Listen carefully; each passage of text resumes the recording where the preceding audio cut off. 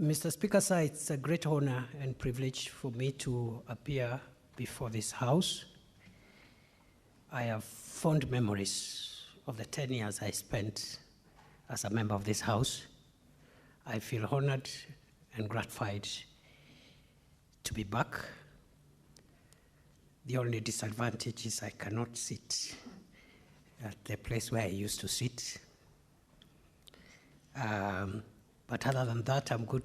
I'm happy to see old and new colleagues. And Mr. Speaker, I'll do my best to respond to the question raised by the distinguished Senator for Samburu, the Honorable Dr. Lelegwe, as follows. Mr. Speaker, on 13th of February this year, the government of Kenya decided to deploy a joint operation for purposes of restoring normalcy in Samburu and 4 other counties in Northern Rift Valley. Mr. Speaker, sir, this came after serious incidences of breach of peace. And therefore, it was required that the efforts of the National Police Service, which is the organ responsible for internal security, be augmented and supported by the Kenya Defense Forces in accordance to our Constitution. Mr. Speaker, sir, the government had 2 options. One, to deploy the KDF to support the National Police Service pursuant to Article 241 3B, whereby the National Police Service is still in charge and leads the operation, but gets support from the KDF, that support being defined in the operational order agreed upon between the Inspector General of the National Police Service and the Chief of the Defense Forces. The second option which was available was to apply Article 241 3C, where the police would cede the way and allow the military to move in, restore peace and order, and retreat back and allow the police to continue after the operation. It was decided to apply 241 3B first because the architecture of the Constitution, Mr. Speaker, envisages an escalation of measures where the government intends to bring in the KDF. The intention of the framers of the Constitution is first to escalate the deployment gradually. If the police require the KDF input, then that input comes under paragraph B. And if there is need to escalate it to paragraph C, then that would come as a consequence later on. And that's why we took that approach. Mr. Speaker, sir, the status of security in Samburu County since the deployment of the military to assist the police has improved tremendously. The situation has improved from what was the case before the operation was declared. Mr. Speaker, sir,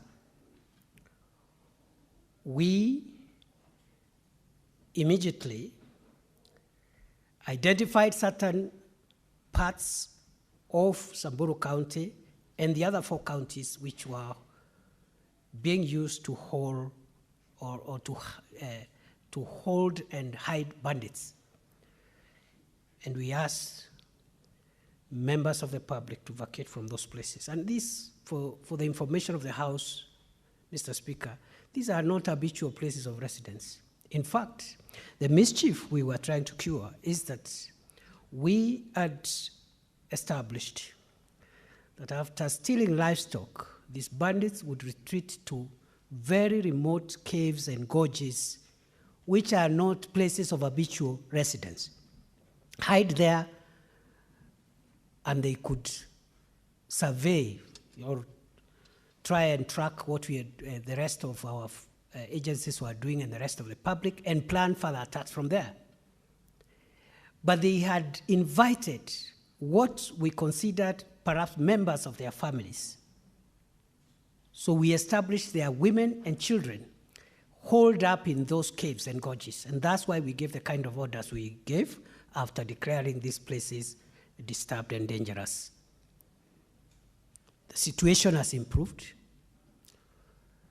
But after we gave the 24-hour orders for the public to leave these dangerous places, which were gazetted and publicized, the unintended but expected consequence was that some of the criminals took the 24-hour notice to mix with the rest of the population,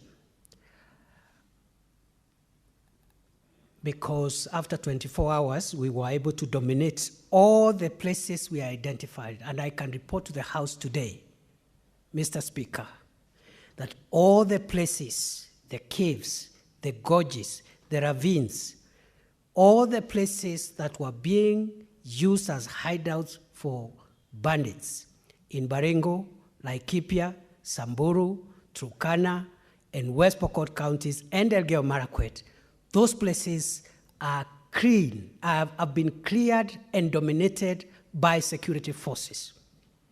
Our intention now is to make sure that those bandits will never, never, never get to access those places again. We'll do so by ensuring that our presence and the presence of security agencies in these areas is going to remain permanent. Even after we call off the operation, we will not withdraw the presence of security officers.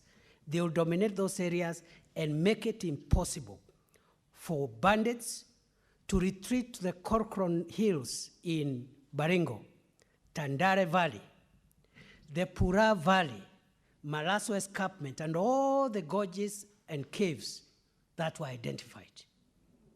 So I think we need to clarify for the public interest, through you, Mr. Speaker, that those orders were not targeting habitual places of public residence. They were targeting specific, remote, and uninhabited areas where bandits could retreat and plan attacks, but then, pursuant to the requirement of international law on the use of force, we are to give a notice, because some would ask, why give a notice to bandits to vacate? The target was not on bandits. In fact, we did not expect them to vacate. We did not expect them to vacate because these bandits had grown horns and were full of impunity and theatrics. That notice was intended at the general public. They could be members of their families, women and children, because under international law, if you're going to use force, then you must ensure that that force is targeted at armed criminals or belligerents or people who are resisting authority, and members of the public should have that notice. And I am happy to report, Mr. Speaker, those places are now clear. With regard to the attacks that we continue to experience in those areas, it's as a result of some of the bandits who took the 24-hour window to mix up with the public. We are working very hard to make sure that we also extinguish the remaining threats. And therefore, in a nutshell, the operation, in our view, is a success. We have learned in the last 2 months there are still gaps. We are going to seal the gaps. We will stay there as long as it takes. I want to assure the people of Samburu County and all the other counties affected, including counties affected by this menace, but which are not part of the operation yet.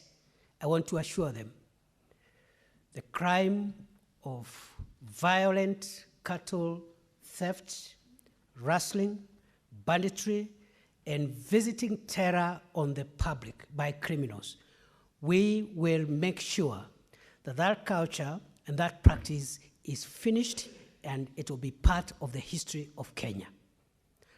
We are determined to do whatever it takes. It takes a while because of the intricacies involved, but Honorable Speaker, we are on course and we will win the war. It's either Kenya or bandits. It's either the law or crime. One has to give way. Kenya will not give way. The government will not give way. The people of Kenya will not give way.